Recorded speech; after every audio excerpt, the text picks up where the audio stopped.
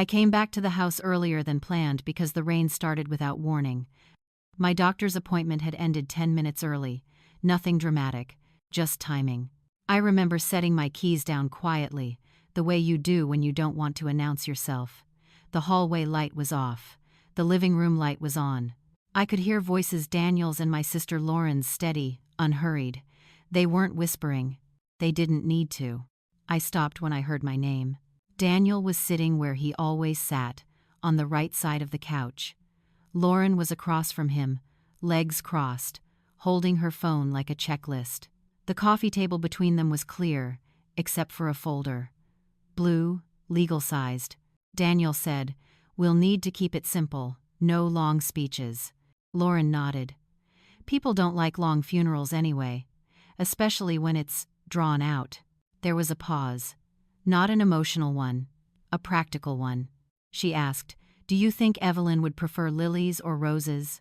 I didn't move. I didn't breathe loudly. My grocery bag slipped a little against my leg, the plastic stretching, but it didn't tear. That detail stuck with me. Everything was holding together, barely. Daniel said, "Lilies." She always liked white. Always liked. Past tense. They weren't speculating. They weren't afraid. They were organizing. Scheduling. My life reduced to preferences and logistics. Lauren scrolled. "The insurance payout should be enough if we don't complicate things." I already checked the beneficiary change. It went through. Daniel exhaled, relieved. "Good. We should wait a few weeks before announcing anything. Let the doctors lead." Doctors. Plural. As if I weren't sitting in those rooms myself. As if my body were a rumor they managed. If you've ever overheard people talking about you like you're not real, you know the sound changes. It's flatter, lighter. There's no resistance in it. That's when I understood something important. They weren't angry with me. They were done with me. I stepped back into the shadow of the hallway. Not because I was afraid, because I needed to see how far this went. Lauren laughed softly. "Do you think she'd want a closed casket?" Daniel didn't answer right away. Then, "Let's not get ahead of ourselves." That was the line. Not the funeral, not the money. That sentence, as if my death were a project with milestones. I looked down at my hands. They were steady, no shaking, no ringing in my ears, just a clean, sharp awareness settling in. This wasn't a misunderstanding. It wasn't stress. It wasn't grief in advance. This was planning. I walked back toward the door the same way I'd come in. Quietly. I picked up my keys. I opened the door. The rain had slowed to a mist. I stood there for a second, feeling the weight of the house behind me every year I'd spent trying to keep it calm, reasonable, intact. I didn't confront them. I didn't drop the groceries. I didn't cry in the driveway. I left.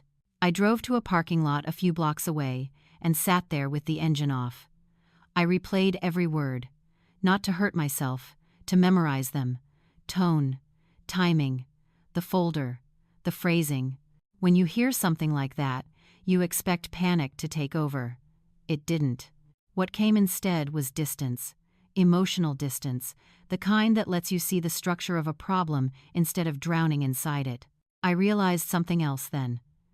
They thought I was already gone. And if someone believes you're no longer present, they get careless. I watched the house from down the street for a while. The lights stayed on. The silhouettes moved like normal. Dinner would be soon. Lauren would probably use my olive oil. Daniel would ask where I'd been. I didn't go back yet. I sat there, breathing evenly, letting one clear thought settle into place. If my life was being discussed without me, then whatever came next would be decided with me fully awake. If stories like this matter to you, the quiet moments before everything breaks, take a second to like this video and subscribe. It helps these stories find the people who need them. And if you're listening right now, leave a comment with the city you're in. I read them all. This is one of those stories worth staying with. Now, let me take you back. Back to a time when I still believed my life was ordinary, when the house felt like home, and I hadn't yet learned how easily silence can be mistaken for safety. For 4 years before that hallway moment, my life looked calm from the outside. That's the dangerous part. Nothing was visibly broken. There were no bruises, no screaming matches, no dramatic exits, just a slow narrowing of space. When Daniel and I married, I had my own consulting work. I traveled. I paid my share. When his business started expanding, it made sense, at least on paper, for me to step back temporarily. He needed flexibility. I had savings. We agreed it was for a year. It turned into 4. Somewhere in that time, the language changed. My income became extra. My opinions became emotional. My questions became stress. Daniel never raised his voice. He didn't have to. He controlled the rhythm of the house. Bills were paid without discussion. Decisions were announced, not debated. When I pushed back, he'd tilt his head slightly and say, "Let's not turn this into something it's not." That sentence ended most conversations. Lauren entered our lives after her divorce. She arrived with a suitcase and a practiced sadness. Daniel suggested she stay with us until she got back on her feet. I agreed. She was my sister. Blood felt permanent back then. At first, she deferred to me, asked permission, thanked me excessively. That phase didn't last. Gradually, she became useful to Daniel in ways I no longer was. She attended business dinners. She laughed easily at his jokes. She spoke the same brisk, optimistic language he used with clients. When I was quiet at the table, Lauren filled the silence effortlessly. Daniel noticed. He started asking her opinion instead of mine. About investments, about renovations, about my health. I was diagnosed with an autoimmune condition 2 years ago. Manageable, documented, boring, medically speaking. But Daniel treated it like a headline. He told people I was very unwell. He insisted on driving me to appointments I could manage myself. He framed concern as control. Lauren came along to help remember details. If you were in my situation, you might recognize this pattern. Nothing is taken outright. It's all offered first assistance, support, relief, until you realize you're no longer holding anything yourself. Family gatherings changed too. Conversations moved faster. Decisions were made before I arrived. If I disagreed, someone would say, "Evelyn, let's not exhaust you." I learned quickly that resistance came at a cost. So I adapted. I spoke less. I observed more. I told myself I was being strategic, patient, mature. That's the lie people like me tell ourselves, that silence is wisdom. The truth is simpler. Silence was easier than being dismissed every time I spoke. Financially, the imbalance solidified. Daniel consolidated accounts for efficiency. My name stayed on them, technically. Access required explanations, receipts, justifications. If I wanted something outside routine expenses, he'd say, "Of course," and delay it until I forgot. Lauren never had that problem. She used my car, my kitchen, my routines. Slowly, she rearranged things, the pantry, the living room shelves. Even Daniel's schedule, she knew when he needed coffee refilled before he asked. I noticed. I said nothing. Not because I didn't see it, but because every time I named a concern, the response was identical. Concern for me, for my stress, for my health. After a while, you stop arguing with people who frame your clarity as instability. Looking back, there were moments that should have registered as warnings, emails I was copied on but not addressed to, medical forms Daniel offered to handle, casual jokes Lauren made about when I'm in charge. I let them pass. I told myself families go through phases, that marriages shift, that being needed looks different as you get older. What I didn't admit even to myself was that my role had already been rewritten. I was no longer a partner. I was a responsibility, a narrative obstacle. And in that structure, my silence wasn't strength. It was permission. The trigger didn't arrive with drama. It came disguised as concern, the way most dangerous things do. It started with a letter from my clinic, not a diagnosis, not a warning, a routine appointment reminder, printed on standard letterhead. My name spelled correctly, no urgency flagged. Daniel opened it before I did.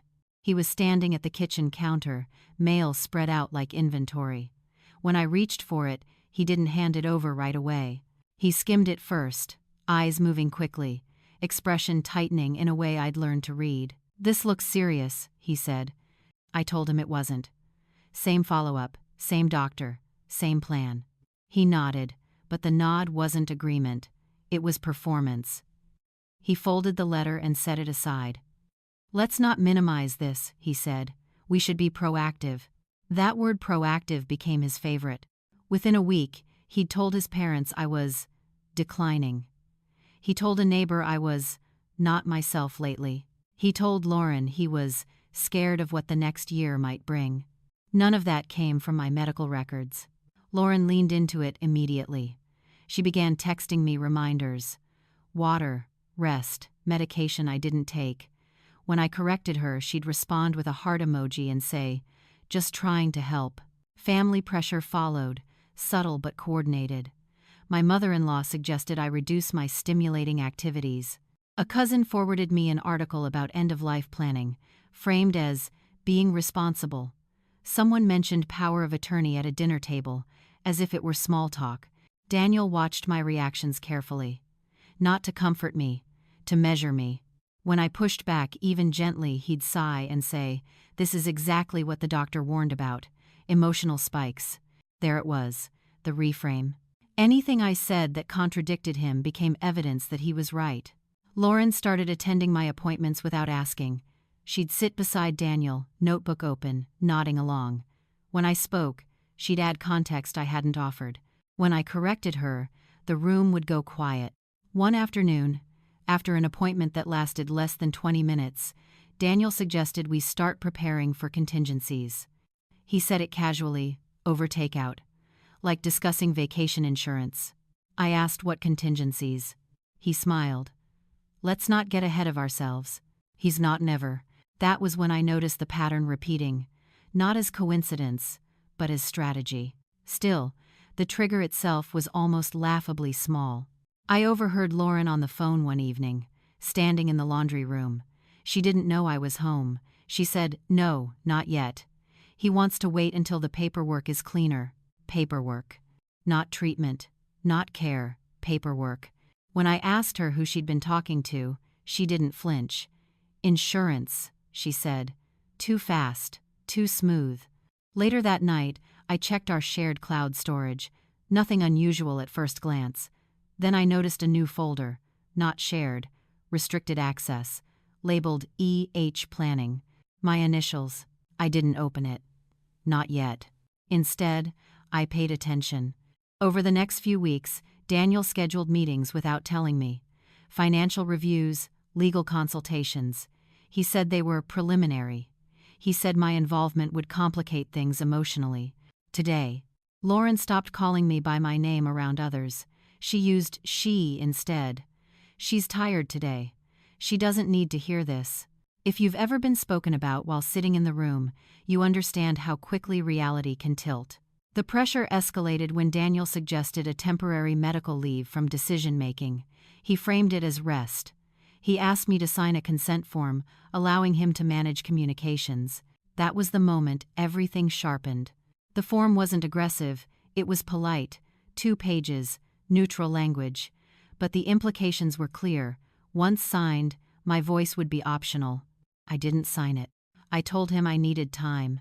He smiled again, that same patient smile. "Of course," he said. "We'll talk when you're calmer."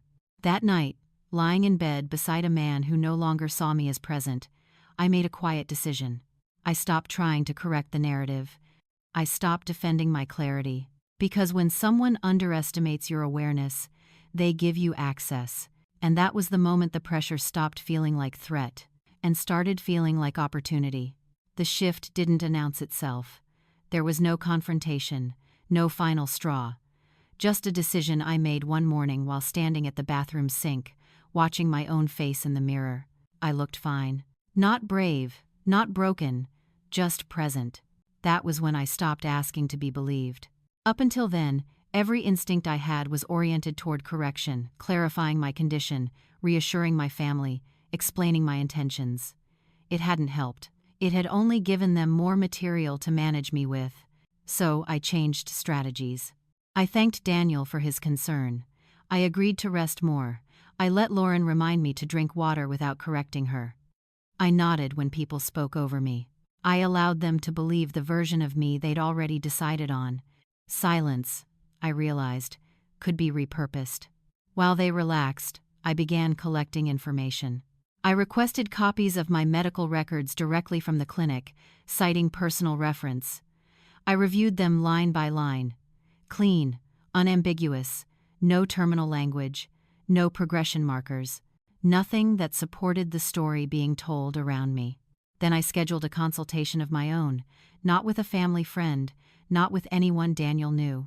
A lawyer who specialized in medical autonomy and marital assets. I booked it under a generic calendar entry and took a cab there, instead of my car.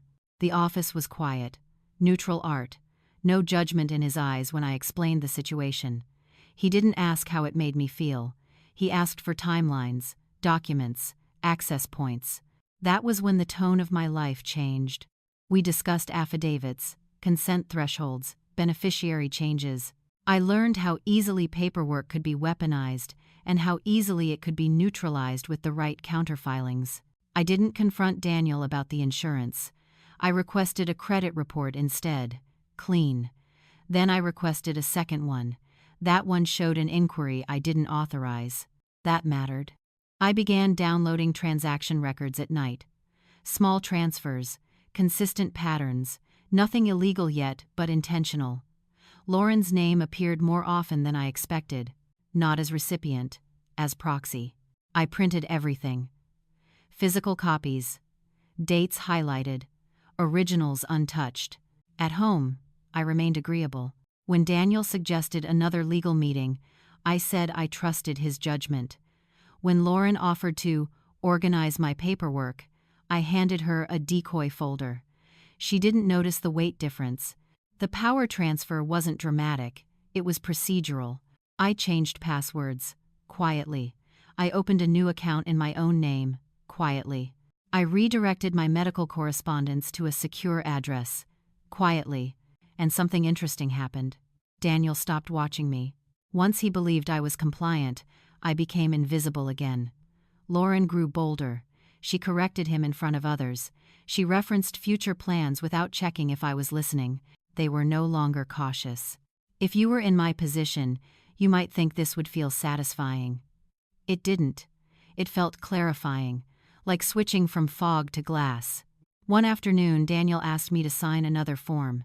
This one was different, longer. He framed it as temporary authority in case I had an episode. I read it carefully. Slowly. He grew restless. I handed it back unsigned. "I'll need my attorney to review this," I said. The room went still. Daniel laughed lightly, as if I'd made a joke. "You don't need a lawyer for this." I met his eyes. Calm. Direct. "I do." That was the first time I spoke with finality. Lauren excused herself. Daniel didn't push. He nodded, too quickly. "Of course," he said. "Whenever you're ready." That night, I slept well. Not because the danger was gone, but because I was no longer guessing. I understood the structure now. I knew where their confidence came from and where it didn't. I knew which documents held weight and which conversations were theater. Most importantly, I had stopped begging for inclusion.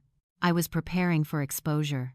And in that quiet preparation, the balance of power shifted without either of them realizing it had already happened.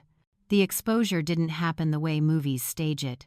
No dramatic entrance, no raised voices, just a room full of people who thought they were there for one reason and learned they were wrong. Daniel called the meeting. He said it was time to get everyone on the same page. He invited his parents, one of his business partners, and Lauren. He asked me to sit beside him, close enough to look cooperative. He chose the dining room because it felt formal without feeling confrontational. I agreed to everything. I arrived with a slim folder of my own. Neutral color. No labels. Daniel opened with concern. My health, my stress, the need to plan responsibly. He spoke in the same calm tone he used with clients. If you didn't know him well, you'd think he was being generous. Lauren nodded at the right moments. Added supportive details. Used my name sparingly. I waited. When Daniel finished, he slid a document toward me. Power of attorney. Medical and financial. Temporary, he said, just in case. I didn't touch it. I'd like to clarify a few things first, I said. My voice didn't shake. That surprised some of them. I opened my folder and removed one document at a time. No stacks, no theatrics. First, my medical summary, directly issued by the clinic, dated 3 days earlier. I read the conclusion aloud. Clear language, stable condition, no cognitive impairment, no decline. Silence settled over the table. Then I placed a second document down. An affidavit from my physician, notarized. It stated that no recommendation had ever been made to restrict my decision-making authority. Daniel shifted in his chair. Lauren leaned forward, smiling too tightly. That's not what we were told. I looked at her. By whom? She didn't answer. Next came the insurance paperwork, not the policy itself, the change confirmation.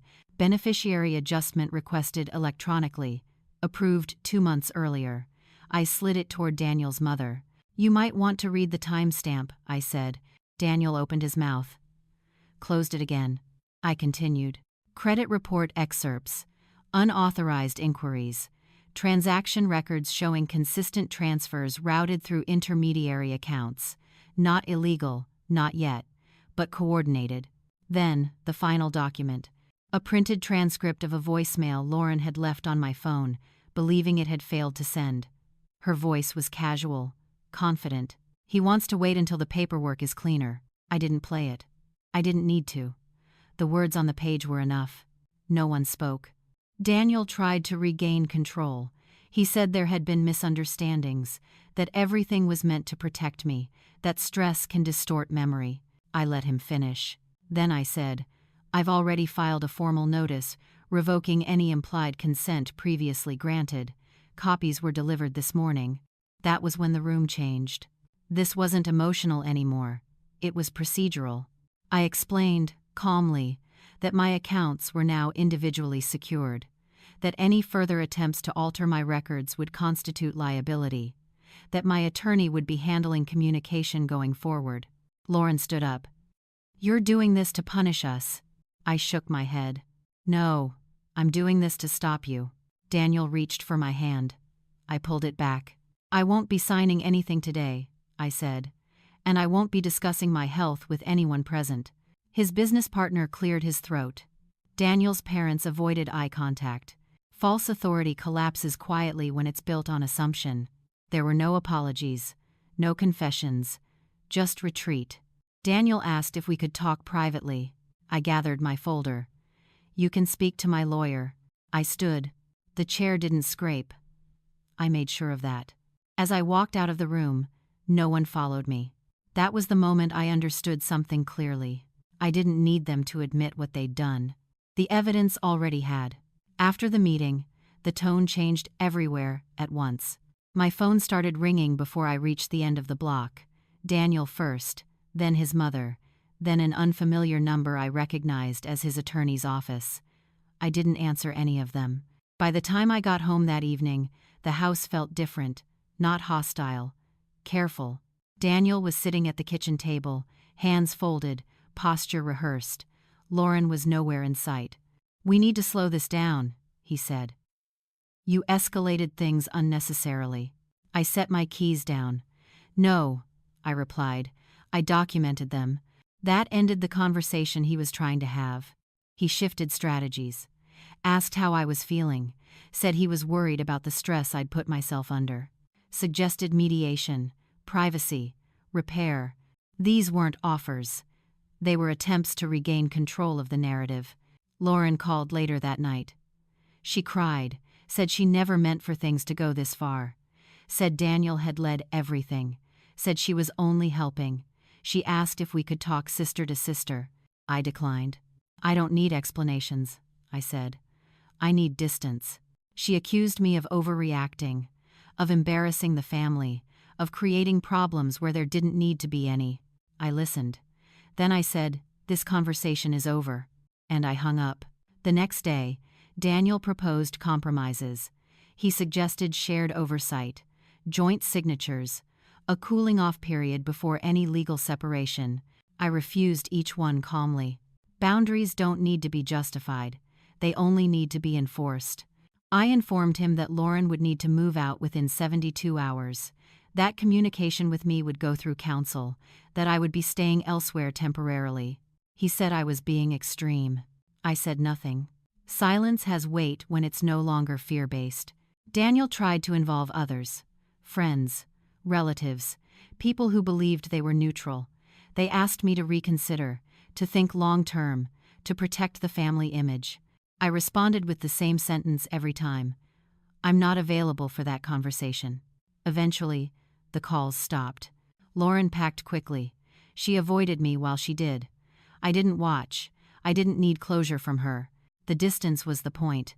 Daniel stood in the doorway when I left the house. He looked smaller than I remembered. Not because he was sorry, but because he no longer had access. "You're making a mistake," he said. I looked at him once. "No," I said. "I'm ending one." There was no shouting, no tears, no final speeches, just a refusal to return to a structure that required my silence. That was the consequence they hadn't anticipated. I didn't leave in a rush. That mattered to me. I packed what I needed over 2 mornings. Clothes I wore regularly. Documents. A few books. I didn't take anything symbolic. No wedding photos. No keepsakes meant to hurt someone later. Just the items that belonged to my present life. Daniel stayed out of the way while I packed. He offered help once. I declined. He didn't insist. Lauren was already gone. Her room was stripped down to the walls, the way temporary lives always are. Seeing it empty didn't move me. It confirmed something I'd already accepted. On the last day, Daniel asked if we could talk. We sat across from each other at the kitchen table, the same one where decisions used to be announced to me. He looked tired, not broken, calculating, but slower now. "I never wanted to lose you," he said.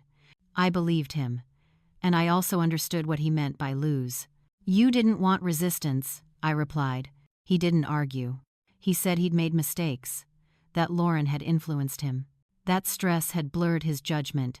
He said we could still fix things if I stopped involving lawyers and outsiders. I let the silence stretch before answering. "No," I said. "This isn't repairable." That was the moment he finally sounded desperate. He asked what he could do to make me stay. I stood up. "You can't," I said. He reached for my arm, not forcefully. Reflexively, I stepped back. He let go immediately. The gesture told me everything I needed to know about how little power he had left. I picked up my bag. I didn't look around the house. I already knew it. At the door, he said my name again. This time without strategy. I paused. Not for him, for myself. "I hope you figure out why this happened," I said. "But you won't be doing it with me." Then I left. The apartment I moved into was small and clean and quiet. No shared walls with memory. No expectations. I slept on a mattress on the floor the first night and felt relief, not loss. Daniel texted once. Then twice. Then stopped. Lauren didn't reach out again. The departure wasn't dramatic. No victory, no cruelty, just separation. And in that space, something important settled. I wasn't fleeing. I was choosing. Karma didn't arrive loudly. It didn't announce itself or demand recognition. It unfolded the way consequences usually do, through absence, exposure, and the removal of protection. Daniel's life didn't collapse all at once. It thinned. Without my quiet coordination, things slipped, not dramatically, just enough to be noticed. Appointments missed. Deadlines misunderstood. A few decisions questioned that had never been questioned before. His business partner, one of the men at the dining room table, requested an internal review, nothing accusatory, just due diligence. That review uncovered inconsistencies Daniel had always handled himself. He wasn't accused of crimes. He lost trust. Clients noticed the change before anyone else did. Without someone absorbing the emotional weight at home, Daniel became sharper in public, less patient, more reactive. The version of himself I used to buffer for years started appearing without moderation. Lauren tried to attach herself elsewhere. She moved in with a friend, then another. She told different versions of the story depending on the room. In some, she was manipulated. In others, she was a victim of my instability. But stories without evidence don't last. People began comparing notes. The voicemail transcript circulated quietly, not publicly, privately, enough to shift perception. Invitations slowed, support thinned. She reached out to me once, months later, through a neutral email address. She wrote 3 paragraphs explaining herself. I didn't reply. That was its own consequence. Daniel attempted reconciliation through intermediaries. Mutual friends suggested lunch. Closure. Forgiveness. I declined without explanation. When access disappears, intention becomes irrelevant. The most telling change came from his parents. They stopped calling me. Then, quietly, they stopped calling him as often. Not out of loyalty to me, but out of discomfort. They had seen something they couldn't unsee. No one punished Daniel. No one confronted Lauren publicly. They simply lost the shelter my silence had provided.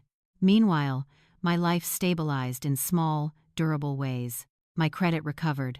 My name stood alone on my accounts. My medical care returned to what it had always been: routine, boring, unremarkable.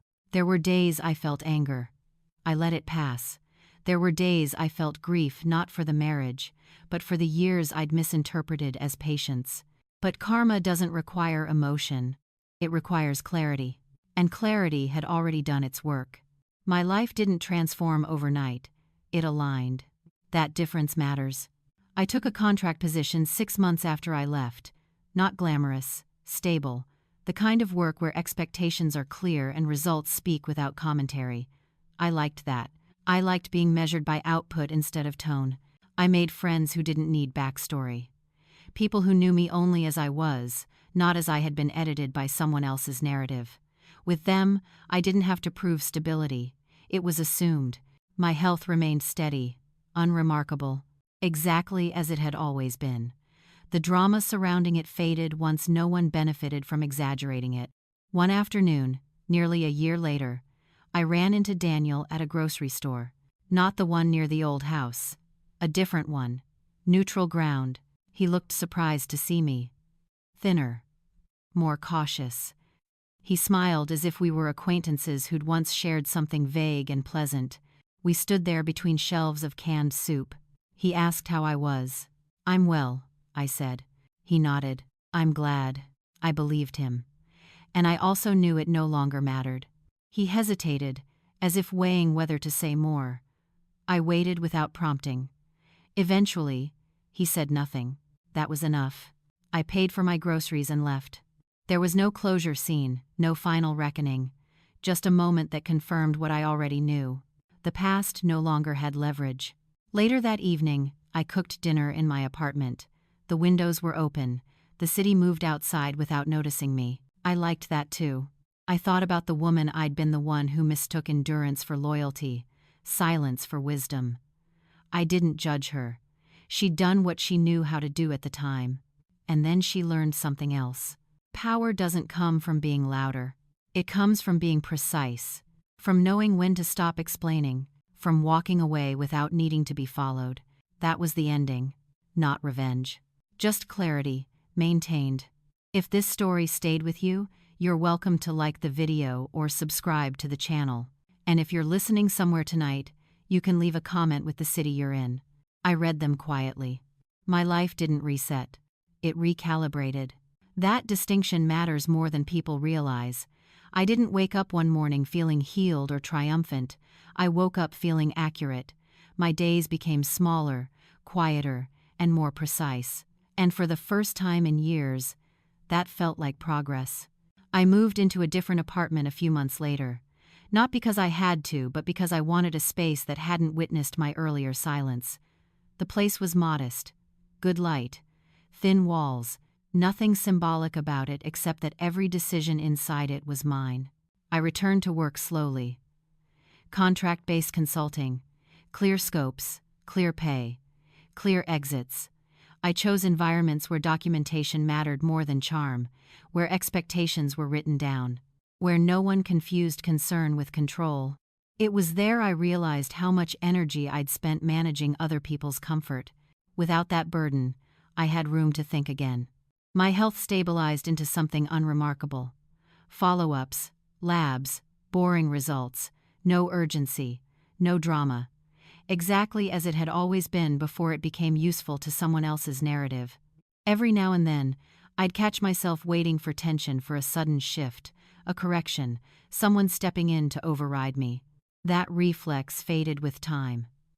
Autonomy, it turns out, is a muscle. It strengthens quietly. I didn't track Daniel's life. I didn't need updates. But information has a way of circulating when it no longer threatens you. His business plateaued. Not collapsed. Just stalled. The kind of stall that comes from being questioned instead of trusted. From needing to explain instead of being assumed competent. Lauren disappeared from my orbit completely. I heard she moved cities, started over, changed her story again. That didn't interest me. Reinvention without accountability always repeats itself. The only moment of contact came unexpectedly. I was standing in line at a grocery store one evening late, quiet, unremarkable, when I saw Daniel a few steps ahead of me. He noticed me at the same time. We didn't freeze. We didn't turn away. We acknowledged each other like two people who'd once shared a language neither of us spoke anymore. He asked how I was doing. "I'm well," I said. And I meant it without emphasis. He nodded. "You look steady." I considered that word, then smiled slightly. "I am." He didn't apologize. I didn't expect him to. Apologies are only meaningful when they come with changed behavior, and this conversation wasn't for that. We stood there for a moment longer. Then the line moved. That was it. No closure speech, no accounting of harm, no emotional restitution. Just confirmation. Later that night, I cooked dinner and ate it by the window. The city outside continued without interest in my past. Cars passed, lights changed, someone laughed on the sidewalk below. I thought about the woman I had been, the one who tried to solve problems by enduring them, the one who believed patience could compensate for imbalance. I didn't feel regret.